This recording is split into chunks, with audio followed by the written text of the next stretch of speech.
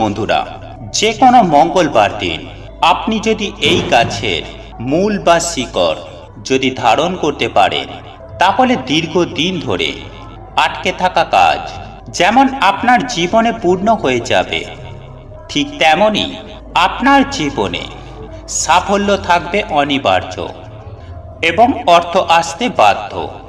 হ্যাঁ বন্ধুরা, আপনারা একেবারে ঠিকই শুনেছেন। আজ আমি আমার এই ভিডিওর মাধ্যমে এমন একটি গাছের মূল বা শিকড়ের কথা বলবো, যেটি আপনি যদি মঙ্গলবারের মতো দিনে যদি আপনি ধারণ করতে পারেন, তাহলে আপনার দুর্ভাগ্য দূর হয়ে গিয়ে অখণ্ড সৌভাগ্যের অধিকারী হবেন।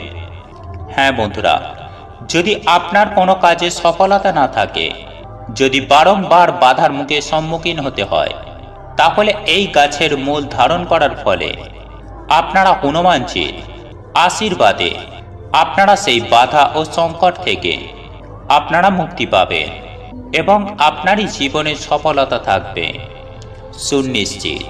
তাই এই প্রসঙ্গে বিস্তারিত জানার আগে আপনাদের বলে রাখি, আপনি যদি আমাদের চ্যানেলে নতুন হয়ে থাকেন, তাহলে চ্যানেলটি অবশ্যই সাবস্ক্রাইব করুন এবং পাশে থাকা নোটিফিকেশন বেল আইকনটি ক্লিক করুন, কারণ আমি বিভিন্ন প্রকার তন্ত্রমন্ত্র, বশীকরণ, টোটকা, বাস্তু টিপস, জ্যোতিষশাস্ত্র, পুজো আরাধনা এবং ব্ল্যাক ম্যাজিক করা নিয়ে নিত্য নতুন ভিডিও আপলোড করে থাকি, যা প্রয়োগ করার মাধ্যমে আপনার জীবনে থাকা সকল প্রকার সমস্যার সমাধান করতে পারবেন।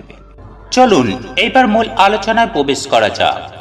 তবে বন্ধুরা, মূল আলোচনায় প্রবেশ করার আগে হনুমানজির নাম স্মরণ করে জয় হনুমানের জয় লিখে কমেন্ট অবশ্যই করবেন।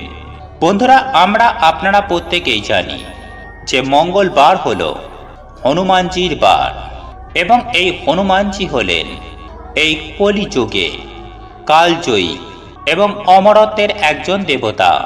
বন্ধুরা, আমরা প্রত্যেকেই জানি যে মাতা সীতা ও রামচন্দ্রের আশীর্বাদে হনুমান আজও অমর হয়ে আছেন এবং শত শত কোটি কোটি ভক্তজনের মাঝে তিনি আজও শ্রেষ্ঠ। তাই আপনি যদি মঙ্গলবার দিন হনুমানজির নাম স্মরণ করে যদি আপনি আপনার কাছে এই গাছের মূল বা শিকড় ধারণ করতে পারেন বা আপনার সাথে রেখে দিতে পারেন, তাহলে আমি আপনাদের বলতে পারি যে আপনারা নানানভাবে উপকৃত হবেন এবং সমৃদ্ধ হবেন।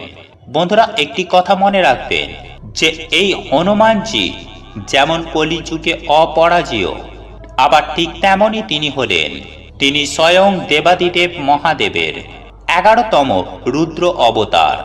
হ্যাঁ বন্ধুরা, এমনটাই বিশ্বাস করা হয়, যদি কোনো ভক্ত হনুমানজিকে মনে প্রাণে ডাকতে পারেন, অর্থাৎ মনে প্রাণে যদি স্মরণ করতে পারেন, তাহলে বলা হয় যে হনুমানজি তার সমস্ত সংকট, তিনি যেমন সংকট থেকে রক্ষা করেন, ঠিক তেমনি তার জীবনে সফলতা সুনিশ্চিতভাবে থাকেই থাকে।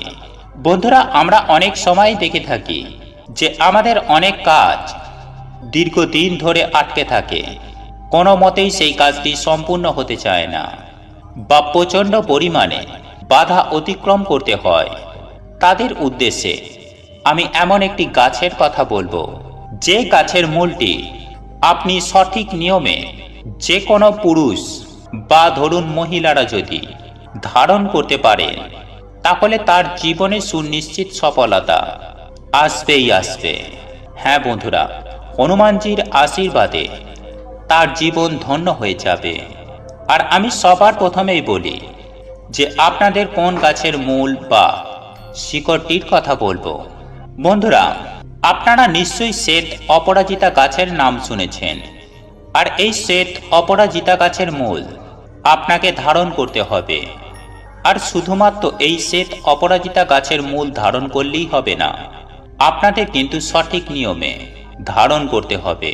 বন্ধুরা, আপনারা প্রত্যেকেই জানি যে সাধারণত দুই ধরনের অপরাজিতা ফুলের গাছ হয়ে থাকে। একটি হলো নীল অপরাজিতা ফুলের গাছ এবং অপরটি হলো শ্বেত অপরাজিতা ফুলের গাছ। এবং আপনারা এও জানেন যে মা দুর্গা এবং দেবাদিদেব মহাদেবের পছন্দের একটি অন্যতম ফুল হলো এই নীল অপরাজিতা। আর এই অপরাজিতা ফুল দেবাদিদেব মহাদেব পছন্দ করার কারণে এই ফুল হনুমানজিরও অত্যন্ত পছন্দের।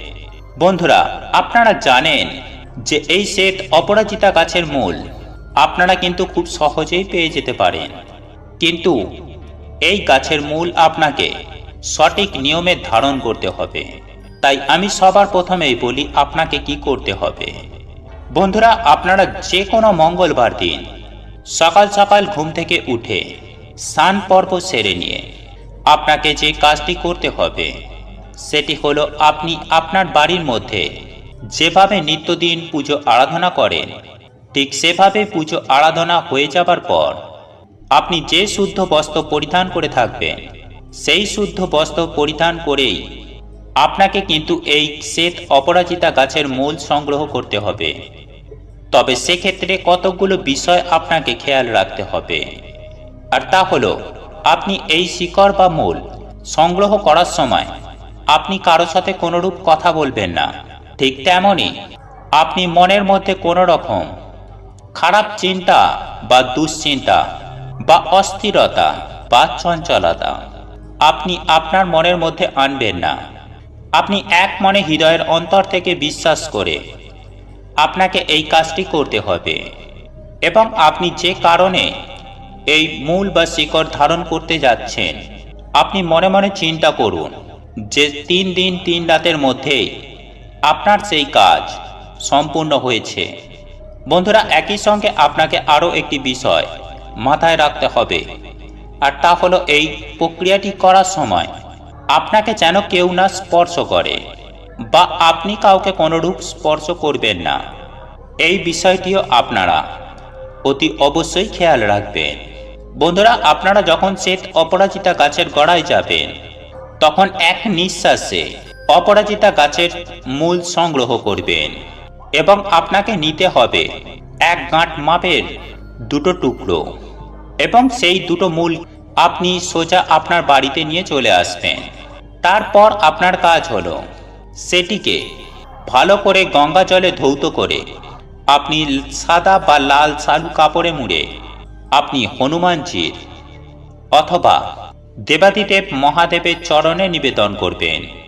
তারপর আপনি হনুমানজির উদ্দেশ্যে পুজো আরাধনা করবেন এবং যদি আপনাদের পক্ষে সম্ভব হয় তাহলে হনুমান চালিসা পাঠ করতে কখনোই ভুলবেন না।